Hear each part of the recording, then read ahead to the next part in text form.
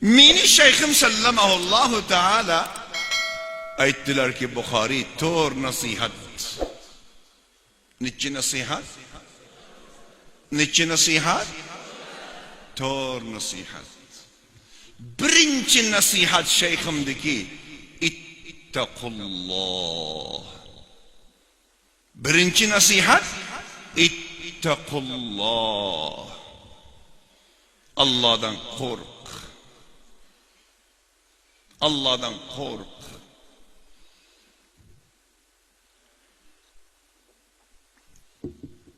Allah tabarak ve taala qalbimizda irodasini biladi.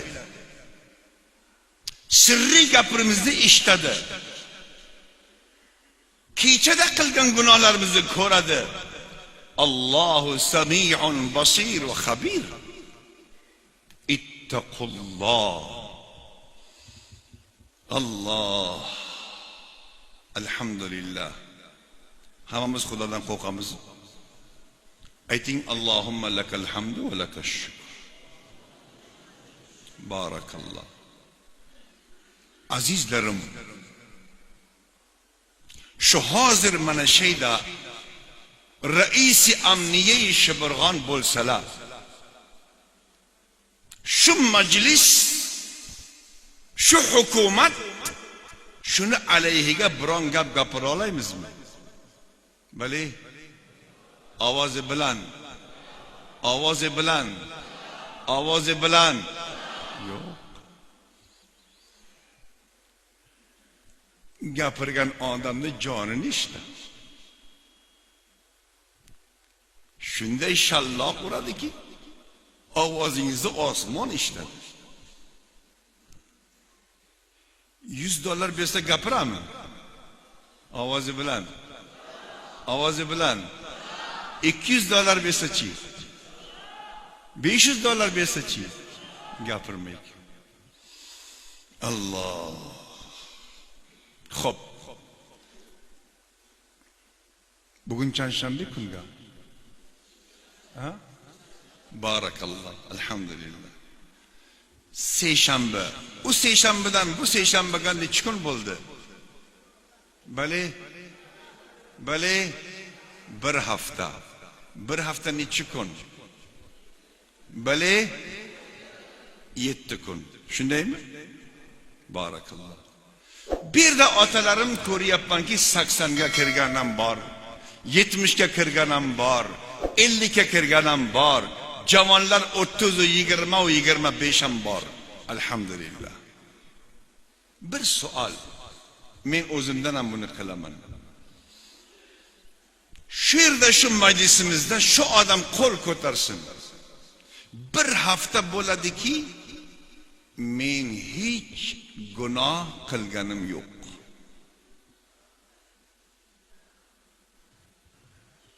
Hech. Bir hafta. Bir oyda so'ramadik. Bir yildan ham so'ramadik. U inson disra balo kuna ki یک مدت 7 روز میشه ترس خدا غالب قلبم بلرزان مرگ بیاد من و پل صراط بیاد من دیدار الله فمن يعمل مثقال ذرة خيرا يره ومن يعمل مثقال ذرة شرا يره. این آیت مرا دیوانه کرد. اما انسان دست را بالا کنه که 7 روز میشه این آیت تکان داده و این آیتی که برای ما خطاب میکنه یوم نقول لجهنم یوم نقول لجهنم هل امتلأت هل امتلأت هل امتلأت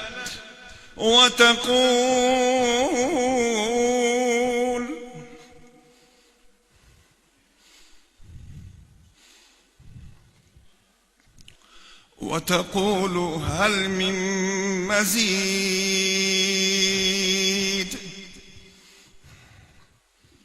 این همین قرآن است. این آیت کلام رب العالمین هست. یک هفته میشه که ما خلاف سنت کار نکردیم، خلاف امر شریعت کار نکردیم. کیست؟ اوف. حاسبوا انفسکم قبل ان تحاسبوا. و پیش خدا که رفتیم اعضای ما شهادت ما را میتن پت کردن نمیتانیم و زمین و نقطه بر ما شهادت میتن. چطور ما از گیری خدا خلاص میشیم؟ این زبان را ما لجام ننداختیم، هر چی میخواهم میگوید. هر حرف دروغی را که از طریق اینترنت ما میشنویم میدانیم که اینمی دروغ هست. بالای هر پل پلچک نشسته ای را ما نقل کلام میکنیم. آن دروغگوی این دروغگوی. اتقوا الله، از خدا بترسید. ما به خدا ایمان داریم الحمدلله، به خدای تبارک و تعالی محبت داریم الحمدلله، اما ترس خدا نداریم.